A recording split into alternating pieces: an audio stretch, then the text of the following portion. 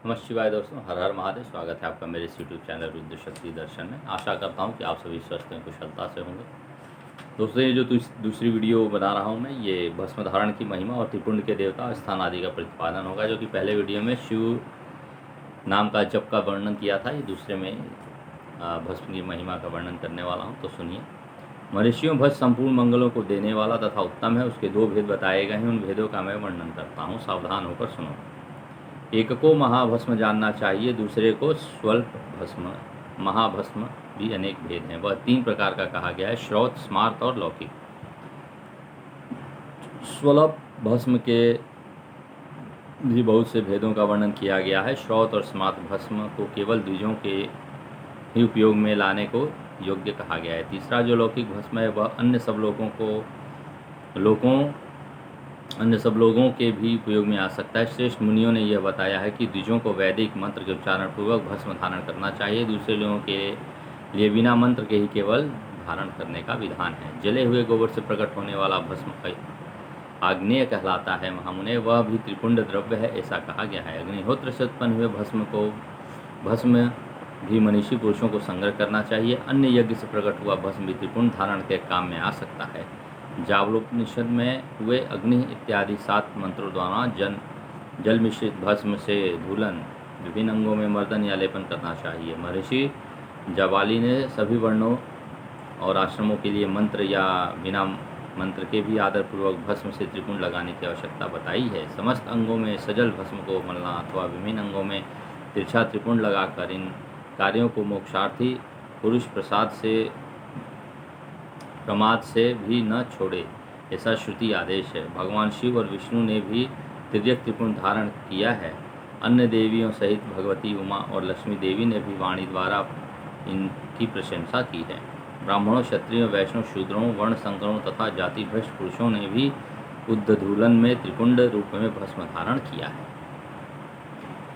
इसके पश्चात भस्म धारण तथा त्रिपुंड की महिमा एवं विधि बताकर शिव जी ने फिर कहा, महर्षियों, इस प्रकार मैंने संक्षेप में त्रिपुंड महात्म्य बताया है। यह समस्त प्राणियों के लिए गोपनीय रहस्य है, तुम्हें भी इसे गुप्त ही रखना चाहिए। मुनिवरों, ललाट आदि सभी निर्दिष्ट स्थानों जो भस्म से 3 तिरछी रेखाएं बनाई गई हैं, उन्हीं को विद्वान ने त्रिपुंड कहा है। भावों के मध्य भाग से लेकर जहाँ तक भौवें का अंत है, उतना बड़ा त्रिपुंड ललाट में धारण करना चाहिए। मध्यमा और अनामिका अंगुली से 2 रेखाएं करके बीच में अंगुष्ठा द्वारा प्रतिलोम भाव से की गई रेखा त्रिपुंड कहलाती है। अथवा 20 की 3 अंगुलियों से भस्म लेकर यत्नपूर्वक भक्ति भाव से ललाट में त्रिपुंड धारण करें। त्रिपुंड अत्यंत उत्तम एवं भोग और मोक्ष देने वाला है।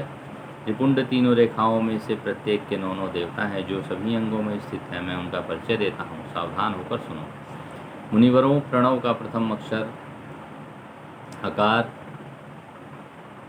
गार्हपत्य, अग्नि, पृथ्वी, धर्म, रजोगुण, ऋग्वेद, क्रियाशक्ति, प्रातः, सवन तथा महादेव, ये त्रिपुंड की प्रथम रेखा के 9 देवता हैं। यह बात शिव दीक्षा परायण पुरुषों की अच्छी तरह समझ लेनी चाहिए। प्रणव का दूसरा अक्षर उकार, दक्षिणाग्नि, प्रकाश, सत्वगुण, यजुर्वेद, मध्यंदिन, सवन, इच्छा शक्ति, अंतरात्मा तथा महेश्वर, ये दूसरी रेखा के 9 देवता हैं। प्रणव का तीसरा अक्षर मकार, आहवनीय अग्नि, परमात्मा, तमोगुण, द्युलोक, ज्ञान शक्ति, सामवेद,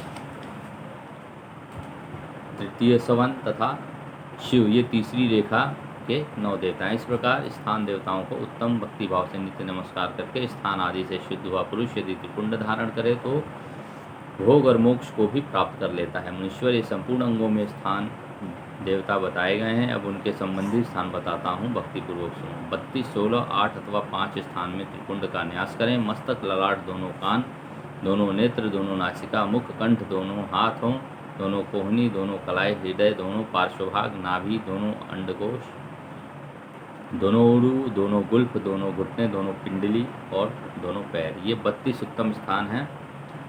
इनमें क्रमशः अग्नि, जल, पृथ्वी, वायु, 10 दिक्प्रदेश, 10 दिक्पाल तथा 8 वसुओं का निवास है। धर, ध्रुव, सोम, आप, अनिल, अनल, प्रत्युष और प्रभास, ये 8 वसु कहे गए हैं। इन सब का नाम मात्र लेकर इनके स्थानों में विद्वान पुरुष त्रिपुंड धारण करें अथवा एकाग्रचित होकर 16 स्थान में ही त्रिपुंड धारण करें। मस्तक, ललाट, कंठ, दोनों कंधों, दोनों भुजाओं, दोनों कोहनियों तथा दोनों कलाइयों में हृदय में, नाभि में, दोनों पसलियों में तथा पृष्ठभाग में त्रिपुंड लगाकर वहाँ दोनों अश्विनी कुमारों का, शिव शक्ति, रुद्र, ईश तथा नारद का और वामा आदि 9 शक्तियों का पूजन करें। ये सब मिलकर 16 देवता हैं। अश्विनी कुमार 2 कहे गए हैं, नासत्य और दस्त्र अथवा मस्तक, केश, दोनों कान, मुख, दोनों भुजा, हृदय, नाभि, दोनों उरु, दोनों जानु, दोनों पैर और पृष्ठभाग, इन 16 स्थानों में 16 त्रिपुंड का न्यास करें। मस्तक में शिव, केश में चंद्रमा, दोनों कानों में रुद्र और ब्रह्मा, मुख में विघ्नराज गणेश, दोनों भुजाओं में विष्णु और लक्ष्मी, हृदय में शंभु, नाभि में प्रजापति, दोनों उरुओं में नाग और कन्याएं, नाग कन्याएं, दोनों घुटनों में ऋषि कन्याएं, दोनों पैरों में समुद्र तथा विशाल पृष्ठभाग में संपूर्ण तीर्थ देवता रूप से विराजमान हैं। इस प्रकार 16 स्थानों का परिचय दिया गया है। अब 8 स्थान बताए जाते हैं। गुह्य स्थान, ललाट, परम उत्तम, कर्णयुगल, दोनों कंधे, हृदय और नाभि, ये 8 स्थान हैं। इसमें ब्रह्मा तथा सप्तऋषि, ये 8 देवता बताए गए हैं। मुनीश्वरों, भस्म के स्थान को जानने वाले विद्वानों ने इस तरह 8 स्थानों का परिचय दिया है। अथवा मस्तक, दोनों भुजाएं, हृदय और नाभि, इन 5 स्थानों का भस्मवेता पुरुषों ने भस्म धारण के लिए योग्य बताया है। यथासंभव देश काल आदि की अपेक्षा रखते हुए उद्धूलन, भस्म को अभिमंत्रित करना और जल में मिलाना आदि कार्य करें। यदि उद्धूलन में भी असमर्थ हों तो त्रिपुंड आदि लगाएं। त्रिनेत्रधारी, तीनों गुणों के आधार तथा तीनों देवताओं के जनक भगवान शिव का स्मरण करते हुए नमः शिवाय कहकर ललाट में त्रिपुंड लगाएं।